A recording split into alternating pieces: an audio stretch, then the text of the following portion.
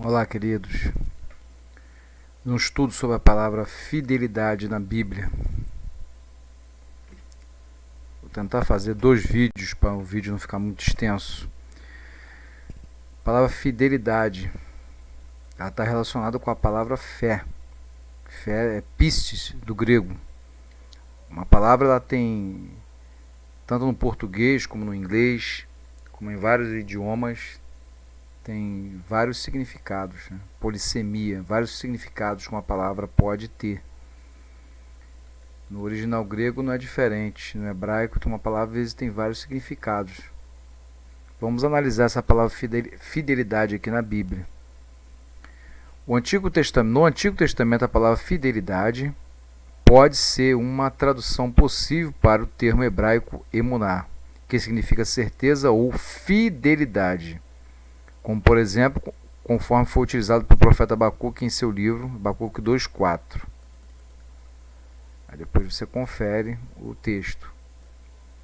No Novo Testamento, a palavra fidelidade traduz o termo grego pistis, fidelidade, lealdade ou confiabilidade. Em Tito 2:10, essa palavra grega é amplamente utilizada pelos escritores neotestamentários e na maioria das vezes é traduzida corretamente como fé. E o adjetivo pistos, geralmente traduzido como fiel. Então ela está relacionada com o termo fé, essa palavra fidelidade. E lealdade, eu acredito que seja uma fidelidade mais intensa, porque lá Apocalipse diz: ser fiel até a morte e dar-te-ei a coroa da vida. Seria uma lealdade, uma fidelidade ali constante, incondicional, contínua, progressiva e vitalícia até a morte, né? Na Epístola aos Gálatas, o apóstolo Paulo utilizou este mesmo termo grego para se referir a uma das virtudes do fruto do Espírito. Não frutos, o fruto. Fruto é um só com seus 9 gomos, né? Seus 9 desdobramentos. O fruto, né? No singular. Atente para esse detalhe. Neste caso, a palavra fidelidade, ao invés de fé, é a melhor tradução para o termo grego, principalmente pela forma com que é apresentada em conexão com as palavras benignidade e bondade, como já foi feito um vídeo sobre isso. Também são muito parecidas, né? Benignidade e bondade, assim como fé e fidelidade e lealdade, são palavras muito próximas. Também vale ressaltar que o contexto da epístola demonstra a queixa do apóstolo pela falta de fidelidade que alguns dos Gálatas tinham demonstrado, Gálatas 4:16. Então, como um aspecto do fruto do Espírito, a palavra fidelidade se refere principalmente à fidelidade a Deus e ao Evangelho, e, consequentemente, à lealdade de uns para com os outros. Alguns intérpretes também defendem a possibilidade que Lucas 18:8, 1 Timóteo 6:11 e 2 Timóteo 2:22, o termo grego também deva ser traduzido como fidelidade, já que essa tradução parece harmonizar melhor ao contexto de tais passagens. Embora a palavra fidelidade não apareça explicitamente como uma tradução frequente dos termos originais bíblicos, a ideia de fidelidade, que deve ser característica da conduta cristã, pode ser encontrada por toda a Escritura. Devemos ser fiéis a Cristo e ao seu Evangelho, bem como demonstrarmos lealdade e confiabilidade no trato com o próximo. Então, a fidelidade, a lealdade, a confiabilidade no trato com o próximo. Isso também tem a ver com Cristo, com o Evangelho e também com o próximo. A fidelidade de Deus.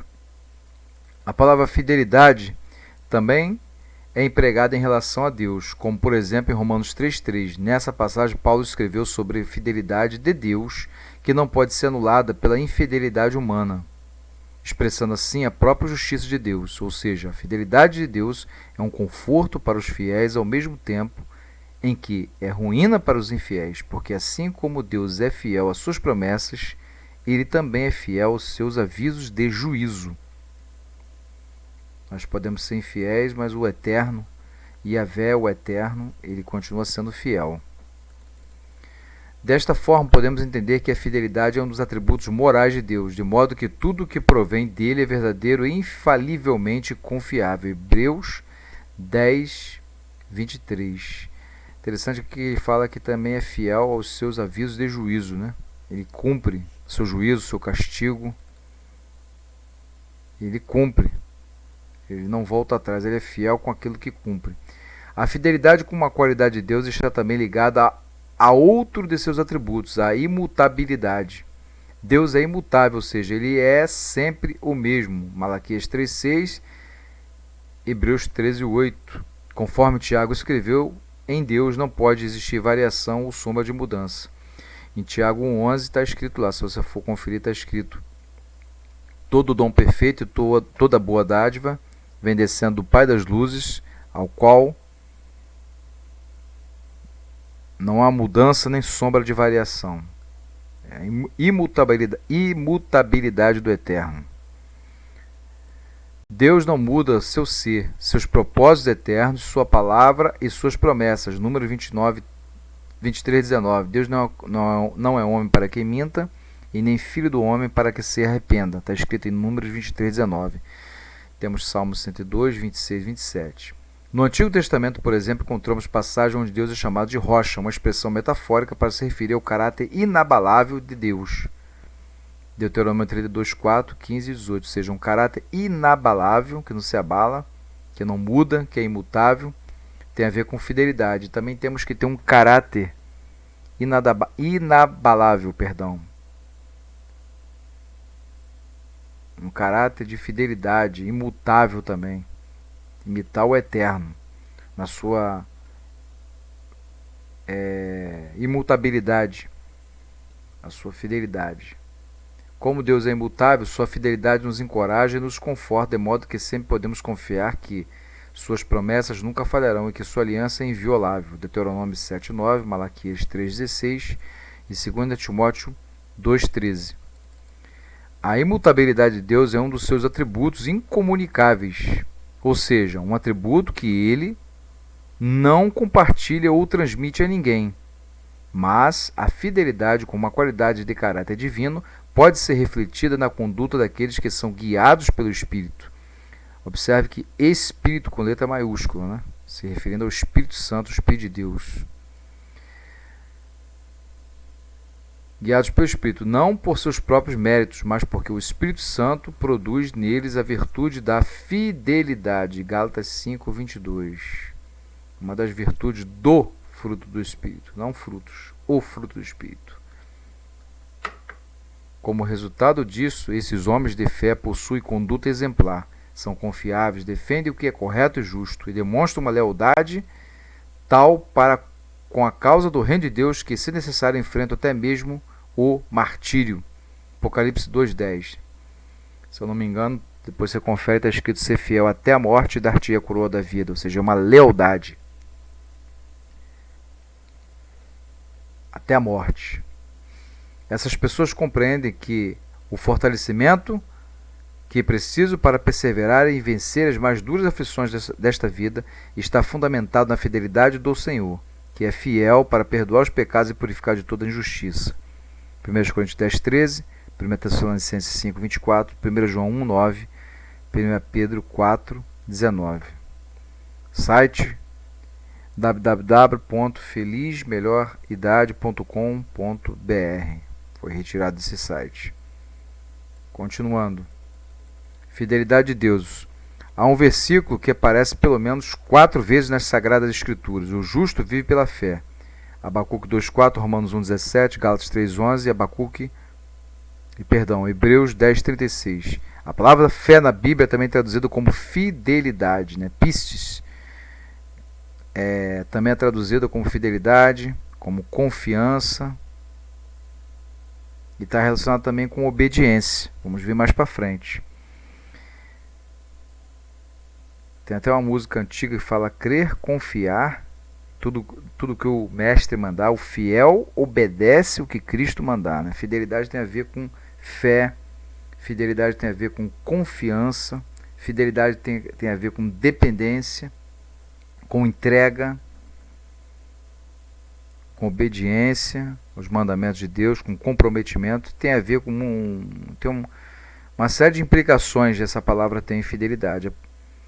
É a atitude daquele que crê e que obedece ao Senhor. A obediência, uma atitude. Nesse sentido, São Paulo fala aos romanos da obediência da fé. Romanos 1,5.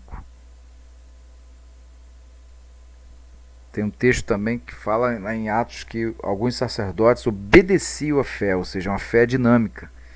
Engloba a fidelidade. A fé é um ato de adesão a Deus, isto é, submissão que implica obediência à sua santa e perfeita vontade. A fraqueza da nossa natureza humana impede muitas vezes que a nossa fé seja coerente. Quer dizer, às vezes os nossos atos não estão conforme as exigências da fé. Portanto, não basta crer, é preciso obedecer. Depois que o povo hebreu recebeu a lei de Deus por meio de Moisés, exclamou: tudo o que Yahvé falou, nós o faremos e obedeceremos. Êxodo 24:7. Esta era a vontade do povo. No entanto, sabemos que este mesmo povo prevaricou tantas vezes, prestando culto aos deuses pagãos. Depois que Josué, no limiar da morte, conclamou o povo a ser fiel a Deus e só a ele prestar culto na terra que Deus lhe dava, o povo respondeu a Yahvé: nosso Deus serviremos e a sua voz obedeceremos. Josué 24:24. Mas sabemos que logo após atravessar o Rio Jordão e tomar posse da terra tão esperada, este povo não demorou a render-se aos encantos dos deuses dos cananeus. Isto mostra que não é fácil também para nós viver a fidelidade a Deus, pois também hoje os deuses falsos nos atraem e querem ocupar o nosso coração. Obediência sempre foi e sempre será a prova e a garantia da fidelidade. Quem são os deuses estranhos da tua vida, né? Se é que você os tem. Os deuses estranhos sendo pregados na televisão, rádio, jornais, através de vários meios, né?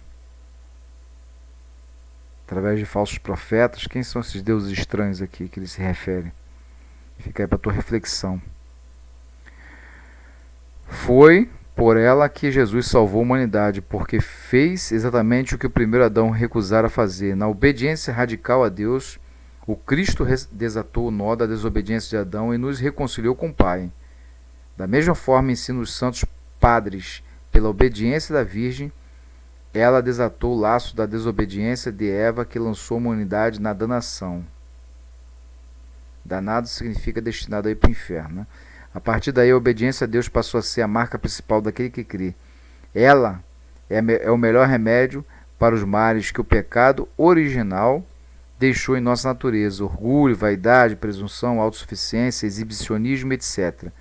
O profeta afirma que a obediência é melhor que o sacrifício, 1 Samuel 15:22. E Thomas Kempis, na imitação de Cristo, assegura que obedecer é muito mais seguro do que mandar. No pátio da Academia Militar das Agulhas Negras está escrito para que os cadetes leiam todos os dias. Cadetes, ide comandar, aprendei a obedecer. Se a obediência é tão necessária para com os homens, quanto mais para com Deus. A outra característica da fidelidade de Deus é o firme propósito de servir-lhe sempre e com perseverança e reta intenção, mesmo nos momentos mais difíceis. Como agrada a Deus o Filho fiel. O profeta diz: Yahvé guarda os passos dos que são fiéis, 2 Samuel 22:26. E o Senhor Jesus lhe disse: muito bem, o servo bom e fiel, sobre o pouco fostes fiel, sobre o muito te colocarei. Olha aí a promessa, recompensa para o fiel, né? O galardão, a recompensa para aquele que é fiel, para aquele que é portador da fidelidade, tem recompensas. Vem, alegra-te com o teu Senhor, Mateus 25:21. Tudo o que recebemos de Deus nesta vida é este pouco sobre o qual é testada a nossa fidelidade a Deus. Ser fiel a Deus é ser obediente às suas leis, à sua vontade, servir-lhe com toda a alma. Santo Inácio de Loyola afirma que viver bem é amar e servir a Deus nesta vida. Olha aí, amar e servir. Jesus lhe disse aos apóstolos na última ceia: se me amais, guardai os meus mandamentos. João 14,15. Portanto, amar a Deus mais do que um sentimento é uma decisão. Guardar os seus mandamentos e cumprir sua vontade. Nem todo aquele que diz Senhor, Senhor, mas aquele que faz a vontade do meu Pai. Mateus 7:21. Dessas palavras fica claro que amar a Deus é viver os seus ensinamentos. A fidelidade está muito ligada à perseverança e à paciência. E fidelidade está ligada, tem conexão, tem uma correlação com perseverança e a paciência.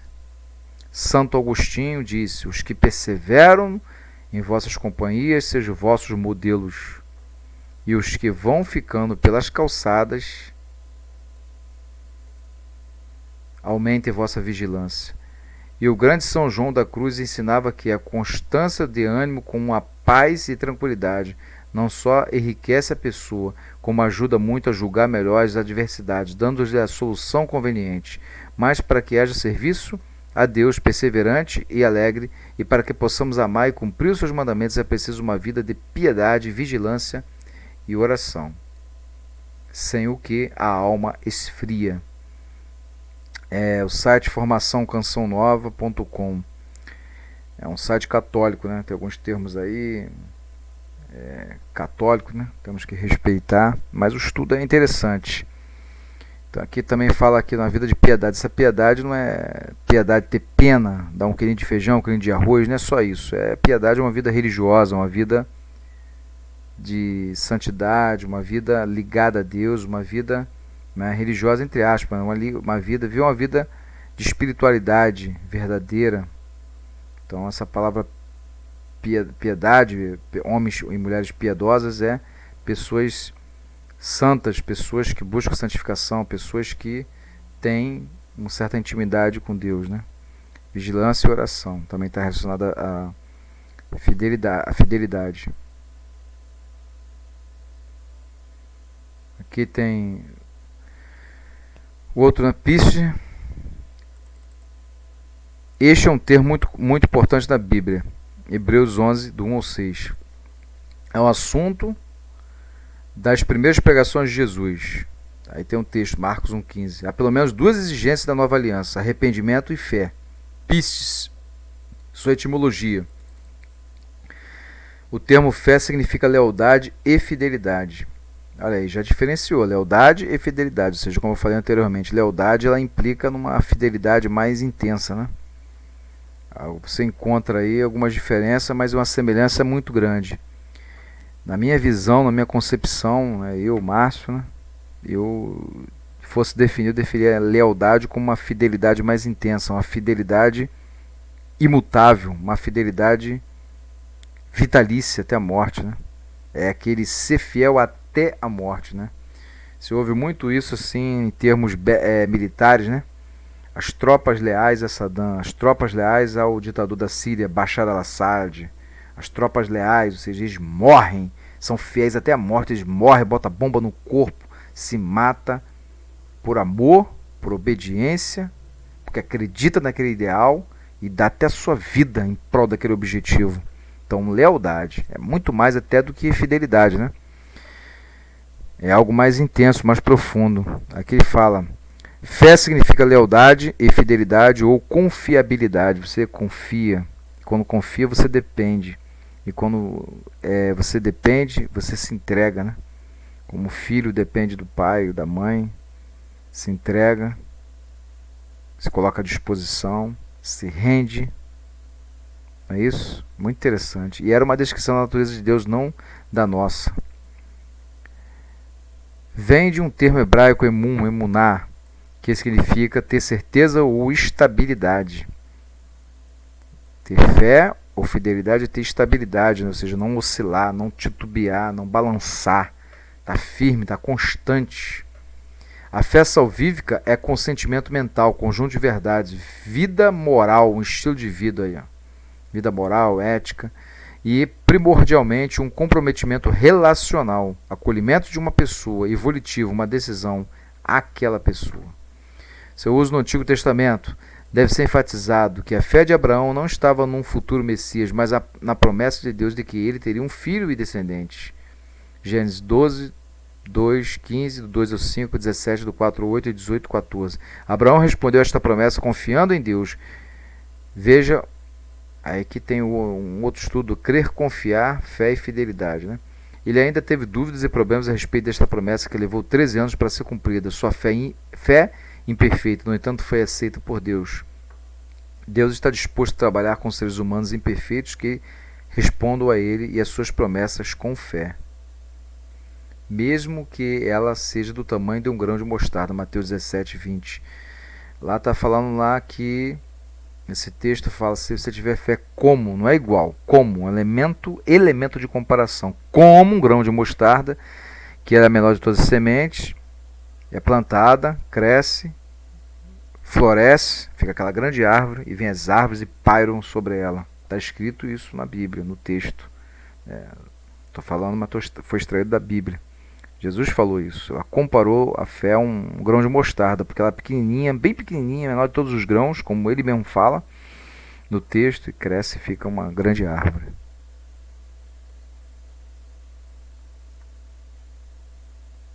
Seu uso no Novo Testamento. O termo creu vem do termo grego pistel, que também pode ser traduzido a crer, fé ou confiança. Por exemplo, o substantivo não ocorre no Evangelho de João, mas o verbo é usado frequentemente. Em João 2, 23 e 25, há incerteza quanto à autenticidade do compromisso da multidão de Jesus como o termo Messias.